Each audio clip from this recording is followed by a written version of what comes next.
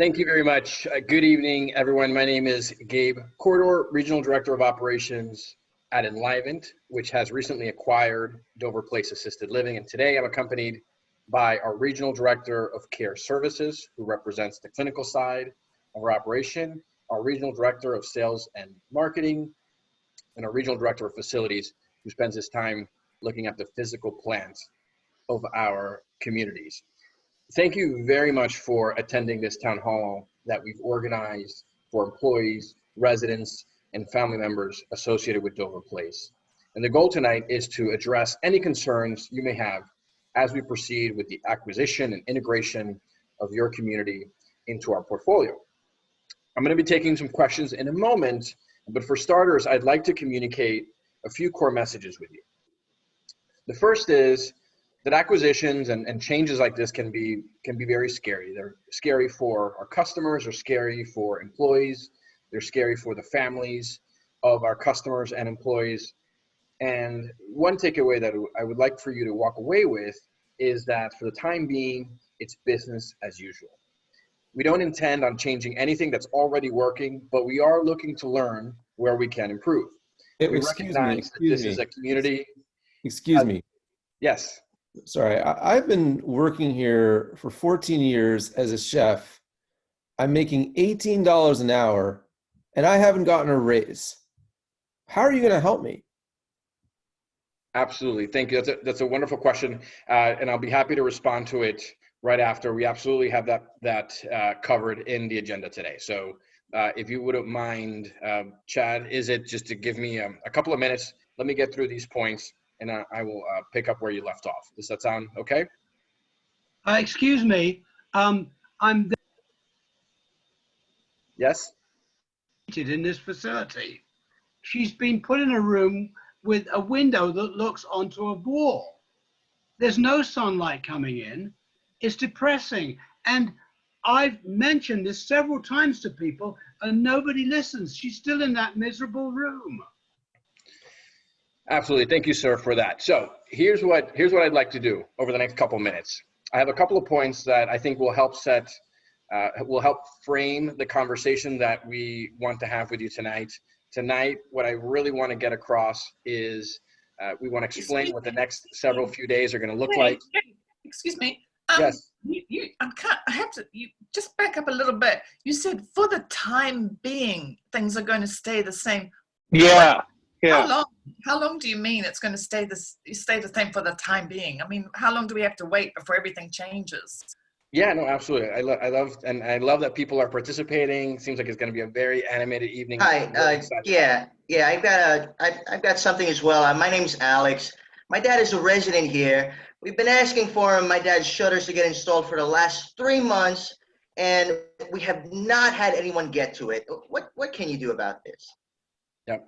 Thank you, Alex. Really appreciate it. So it sounds like there's a few different types of concerns coming from the audience. Some of them are very specific things that I know we can get on top of very quickly. I also want to get back to the gentleman with respect to his raise. And somebody asked about, for the time being, what that means. So the food here sucks. Love it. I love that candor. Thank you very much. Hey, so I just started working here a month ago.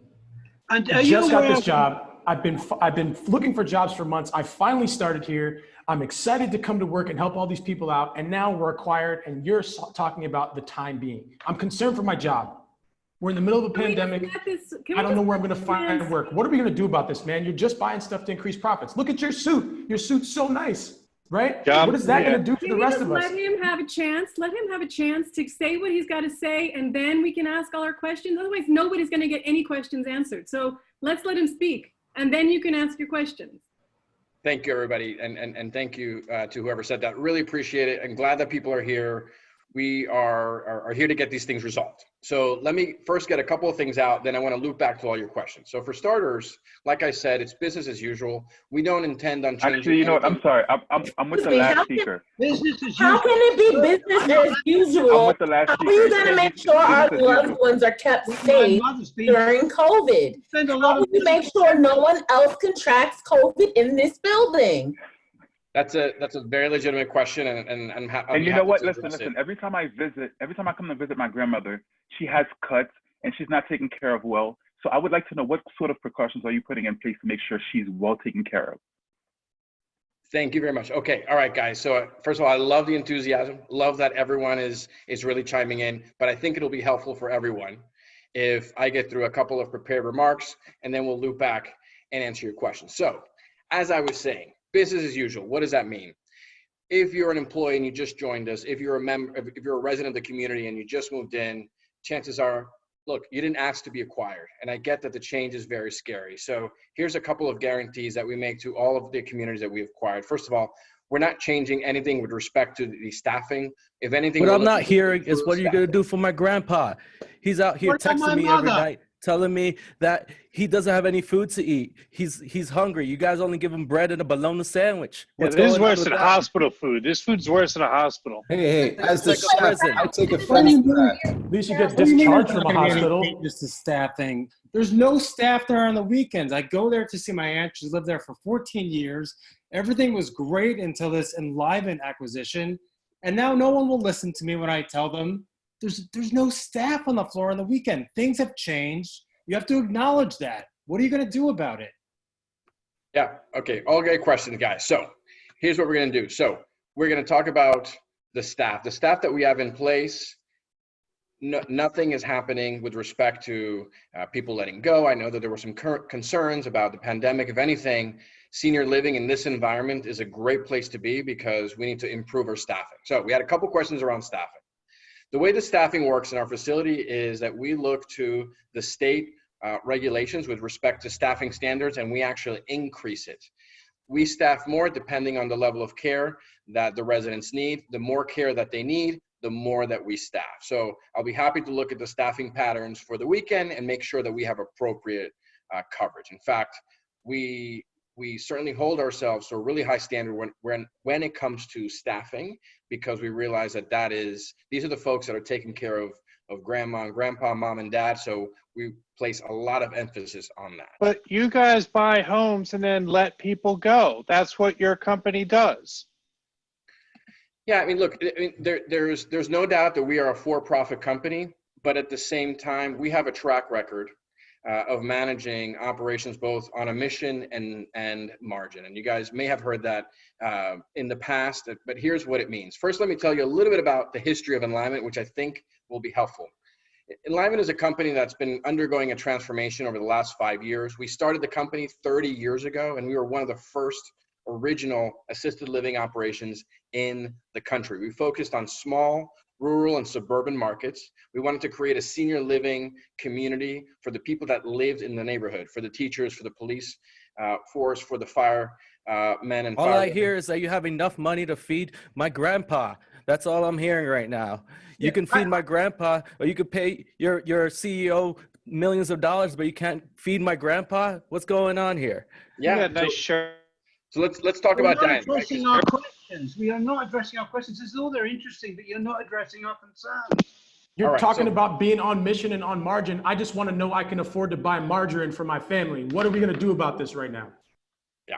All right. So let's talk about dining. So there seems to be a pretty big focus on dining. So the way that our dining works, first of all, is we have community-specific menus that are created by the chefs in each building. What that means is that if there is no such thing as a corporate menu, we only have one rule in dining: is only serve food that the residents like. Do not serve anything that the residents do not like. And we have a lot of flexibility. So as you may have heard me say before, Enliven is a company with 270 communities across 27 states. We don't have the same menu in any two buildings. So we take a lot of pride in dining and want to make a very specific, regional specific menu for your loved ones. That means if this is an audience that loves liver and onions, and that's what we're going to serve. If we love more things like baked apple turnovers and other types of regional foods, we'll be happy to make that. Second of all, a lot of people ask where our products come from. If my grandmother who is diabetic wants sugar, you're going to serve her sugar and kill her? Yeah, so that's actually a very great. Yeah, Erica, thank you. That's a very great and great question, very relevant, because oftentimes we get residents that want certain things that maybe aren't necessarily healthy for them. right? Here's what I would say is that ultimately assisted living is about choice, right? We cannot make anybody do anything. However, we can present some healthy alternatives. So for example, Erica, we have sugar-free ice cream that tastes pretty close to regular ice cream. We have other desserts that are made with natural sugars that might be healthier. And we'll also try to talk about some nutritional counseling so your grandma can understand why she should stay away from these certain foods. But at the end of the day, we are about resident choice. I have a question for you. I don't mean to be rude, but have you ever worked with senior people? I mean, you're talking like somebody that doesn't understand a clue about what they need for their care, for their personal care. My mother's in here. I'm concerned that she's not going to have the care that she needs. And you're wearing a nice shirt and jacket and glasses, and you know you're obviously doing very. Have you ever worked with seniors before? Yeah, thank you for the question. Absolutely. Look, a couple of you have commented on my suit, and I really appreciate it. But the reality is, I don't dress like this when I'm in the buildings day to day. I'm someone that rolls up my sleeves and works with your executive director to make sure that things are being run properly. How we define the word properly is we have a number of different quality controls in place as far as engagement, activities, dining, staffing, a lot of the different areas that you've addressed. We work, and I work directly, very personally in, with your executive director. Now, I will tell you that Your executive director won't even return our phone calls or our emails. Yeah, well, so I didn't even know what the issues are until now, until this event. Yeah, no, I think you raise a very valid point. Frankly, I don't have an answer for that. I hate that is happening to you. What I would say is, I think that perhaps this session, what I'll do is let me go through a couple more points, but what I'd love to do is schedule one-on-one sessions offline. Look, I make my cell phone available. Listen, you said you were a for-profit company. Can you guarantee that like care won't suffer when you take over? Yeah, so here's two reasons why that is the case and why we believe we can run a for-profit operation and still deliver high levels of care. First of all, at the end of the day, what we have to differentiate ourselves is care, is the building, right? That is ultimately what families entrust them with. So if we were to sacrifice as it relates to staffing, as it relates to anything related to care, the delivery of care, ultimately and this goes for any operation, right? If they do that, they're ultimately cutting their nose to spite their face. So you seem like a nice young man. Would you like to meet my granddaughter? She's single. I would love to meet I thought you said grandmother. We happily meet the entire family. And I appreciate it. I really do enjoy these sessions. And what I can tell you is I sense that there's a lot of frustration here, which is warranted, and I absolutely get it. What I can tell you is that we've come into these situations to acquire communities, and I feel that we've done actually quite a very good job of integrating them into our portfolio. We have a lot of experience running very well-oiled operations, and I know that over time we can get there and address your concerns. So what I'd like to do, seeing as how I think what we should get into is some private kind of one-on-ones. I'm going to make my cell phone number available. Other families and other buildings know that I am very accessible. I'm constantly in the buildings. I believe this is a business that you run requires a lot of presence, and it's not something that can be managed on an absentee basis. So I'm very present in the buildings. Let's just work through these issues. Everything that was named today is absolutely. I have a question. How will you address the mental health concerns of elderly patients? That's a great question, and I'm going to answer this question, and then I'm going to sort of suspend this meeting, and then what we can do is we can start a sign-up list, and let's just start getting some meetings on the calendar with you. But look, mental health, in particular with this population, given the pandemic, is something we pay a lot of attention to. So what we've done in our other buildings is we have a number of different practices in place to minimize the risk of the spread of the virus, but at the same time, find ways to engage the seniors. So I'd be happy to turn it over to my director of programming, who can speak to ways that we have found ways to engage seniors, but at the same time keeping them safe. And again, these are programs that we've instituted nationwide. Yeah, check out Bonus Bob here. Okay, I'm not sure who said that, but thank you very much, folks, for your time. Really appreciate it. Look, I get that there's a lot of concerns. Everything here, I believe, is fixable. So please reach out to me, and we'll set up some time to discuss it. Thanks very much.